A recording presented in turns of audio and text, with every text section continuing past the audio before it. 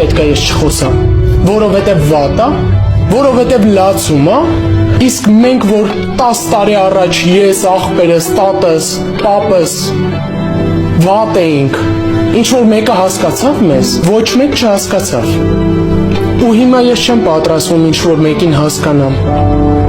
Դու ես չէ Հայկին ասել, որ աղբերը տա սպանում էր հորը։ Ես եմ ասել։ Միշտ իմացել ես ու չես ասել։ Ինչ եղավ, որ որոշեցիր ասես։ Այսքան տարի լեգենդներ են պտտվում գյուղում։ Ասում են հերս միջև ականջների ծերս իրահարվել է քեզ։ Թողել է իր երեխեքին, հորը, մորը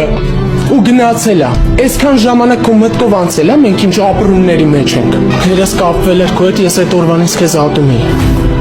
Հա, ատում էի։ Որովհետև մտածում էի, որ հորս հիշողություններից ուզում ես ջնջես մորս, բայց նենց ստացվեց, որ համ մորս, համ էլ հորս ջնջեցիր։